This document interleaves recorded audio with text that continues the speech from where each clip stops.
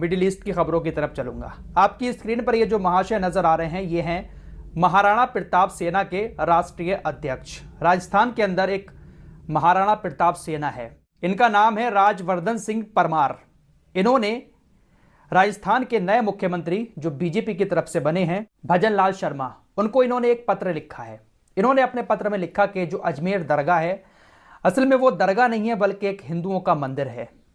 इन्होंने कहा कि हमने पहले की जो सरकार थी अशोक गहलोत की, कांग्रेस की, वो हिंदू विरोधी सरकार थी। हमने उनसे भी कहा था कि इस दरगाह की जांच कराई जाए। ये मुसलमानों की दरगाह नहीं बल्कि हिंदुओं का एक बहुत पुराना मंदिर है।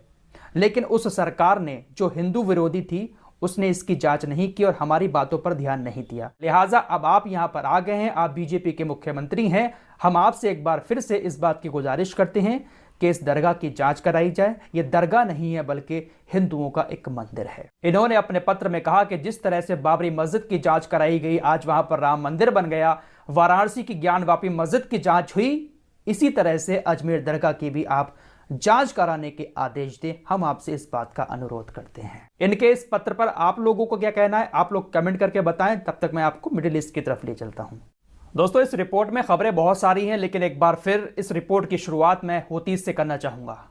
हो सकता है आप में से कुछ लोगों के दिमाग में यह बात आती हो कि फराज भाई, आप हर रिपोर्ट की शुरुआत हूतीस से ही क्यों करते हैं? रोजाना आप एक ना एक रिपोर्ट हूतीस को लेकर बनाते ही हैं। भाई साहब, इनकी बात करना पड़ती है क्योंकि इस वक्त यमन ही एक ऐसा देश है जो खुलकर फिलिस्तीन के सपोर्ट में आगे आकर काम कर रहा है। बयानबाजी नहीं कर रहा है बल्कि बयानबाजी के साथ साथ फिलिस्तीन के सपोर्ट में काम को भी अंजाम दे रहा है। तो इनकी बात तो करना बनता है। रोज इनकी तरफ से किसी ना किसी मिशन को अंजाम दिया जा रहा है। फिलिस्तीन की खातिर ये लोग ये काम कर रहे हैं, तो इनकी खबर हम सबसे पहले आपको बताते रहेंगे। हूतीस के बारे में यह खबर मैंने आपको कल शाम भी दी थी। पूरा यूरोप अब ये मान चुका है कि हूतीस हमास और हिजबुल्लाह से भी बड़ी ताकत है। साथ ही साथ ब्रिटेन का जो युद्धपोत लाल सागर के अंदर मौजूद है, उसके पास इतनी ताकत नहीं है। यह खुद ब्रिटिश मीडिया बता रहा है कि वो हूतीस के ठिकानों पर जमीनी स्तर पर हमले कर पाए। हूतीस के पास जो मिसाइलें हैं, हूतीस के पास जो हथियार हैं, वो हथियार यूरोप के कई सारे देशों से, यहां तक कि तमाम नाटो देशों से भी ज्यादा ताकतवर हैं।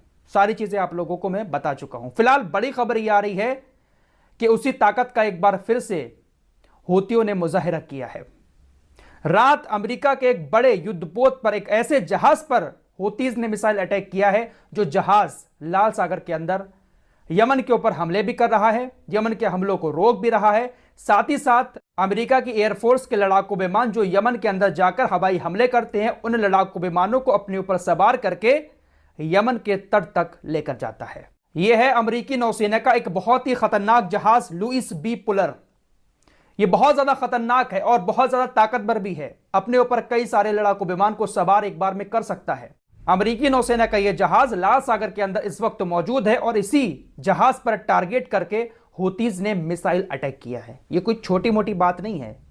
सुपर पावर अपने आप को कहता है अमेरिका, उसके युद्धपोत पर, इतने तगड़े जहाज पर मिसाइल अटैक करना, हिम्मत चाहिए इसके लिए। हूतीस की तरफ से बयान आया कि हमने अमेरिका के इस जहाज को टारगेट किया क्योंकि यह जहाज हमारे देश पर हमले करने में शामिल है। अमेरिकी एयरफोर्स के जो लड़ाकू विमान यमन के अंदर जाते हैं, उन जहाजों को अपने ऊपर सवार करके ये तट तक ले जाता है यमन के। वहां से वो उड़कर यमन के ऊपर हमले करके दोबारा से इसी जहाज पर आकर लैंडिंग करते हैं।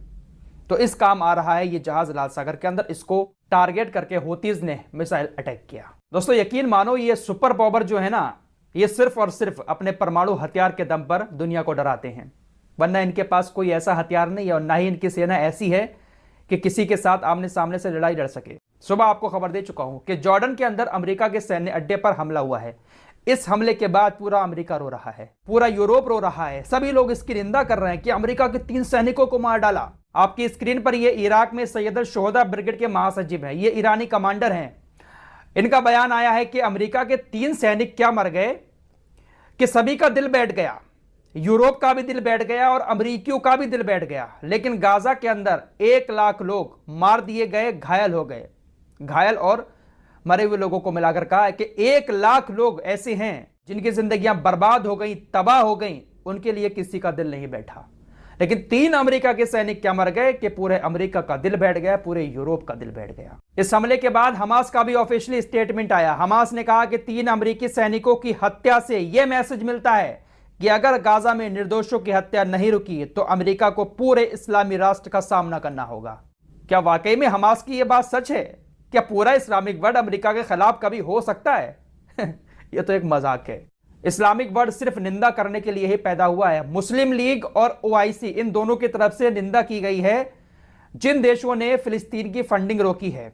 UNRWA को जो फंडिंग मिलती थी, जिसका इस्तेमाल फिलिस्तीनी लोगों के लिए किया जाता था, सारी बात आपको पहले बता चुका हूं। उस फंडिंग के रोकने पर ओआईसी और मुस्लिम लीग निंदा करते हैं। दोस्तों, जस्ट अभी एक और खबर ब्रेक हो रही है कि ईरान मोसाद के 4 एजेंटों को और फांसी पर लटकाने वाला है। अभी पिछले महीने ही ईरान ने मोसाद के कुछ एजेंटों को फांसी पर लटकाया था। आज फिर घोषणा कर दी है कि इन 4 को फांसी पर लटकाया जाएगा। ईरान की तरफ से बताया गया है कि ये लोग 22 जुलाई को मोसाद के साथ जुड़े थे और ये अफ्रीका देशों से ट्रेनिंग लेकर इराकी जो कुर्दिस्तान है उसके जरिए ईरान के अंदर घुसे हैं। मोसाद के इन 4 एजेंटों का ईरान के अंदर आने का मकसद ईरानी रक्षा मंत्रालय की एक सुविधा को टारगेट करना था, लेकिन IRGC ने इनको गिरफ्तार करके जेल के अंदर डाल दिया था और अब इनको लटका दिया जाएगा। दोस्तों, लास्ट वीडियो में भी आपको बता चुका हूं कि अमेरिका अपने ऊपर हुए हमले का जिम्मेदार सीधे तौर पर ईरान को बता रहा है। संयुक्त राष्ट्र में आज ईरान ने कहा कि अमेरिका हमारे ऊपर ये जो आरोप लगा रहा है, इन आरोपों का हमसे कोई लेना देना नहीं है। ये सारे के सारे आरोप बेसलेस हैं।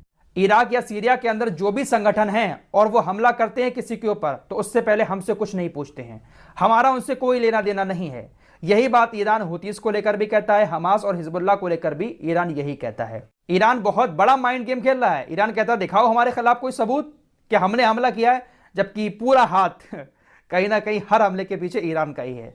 दोस्तों, इसको भी आप लोग जान ही चुके होंगे अब तक। जॉन किर्बी अमेरिकी राष्ट्रीय सुरक्षा परिषद का यह प्रवक्ता है। यार, इसने कहा है कि गाजा के अंदर जितने भी सिविलियंस मारे गए हैं वो सिविलियंस जानबूझकर इजराइल ने नहीं मारे हैं। गाजा के अंदर नरसंहार का जो आरोप इजराइल के ऊपर लग रहा है, इजराइल ने नरसंहार करते हुए किसी भी सिविलियंस को नहीं मारा है। गाजा के अंदर आम लोगों के मरने की संख्या 0 है। मेरे बातों पर गौर कीजिएगा। इसने कहा है कि गाजा के अंदर कोई आम लोग नहीं मारे गए हैं, उनकी संख्या 0 है। बल्कि जो लोग इजराइल के हमलों में मारे जा रहे हैं वो हमले इजराइल हमास के ऊपर करता है, बीच में वो लोग आ जाते हैं। सिविलियंस की संख्या मरने वालों की गाजा के अंदर 0 है। इसके बाद तो कहने के लिए मेरे पास कोई शब्द ही नहीं है। यार, मैं तो हैरान रह गया इनकी ये बात सुनने के बाद। इनको नींद कैसे आती है? यार, इनके ये बच्चे होंगे, लेकिन शायद इन लोगों के अंदर फीलिंग नहीं है। यार, इतनी बड़ी बात कोई कैसे कह सकता है खुले तौर पर कि सिविलियंस की संख्या जो है वो 0 है गाजा के अंदर मरने वालों की। फिलहाल इस रिपोर्ट में इतना ही। मिलते हैं कुछ और नई खबरों के साथ, तब तक के लिए अपना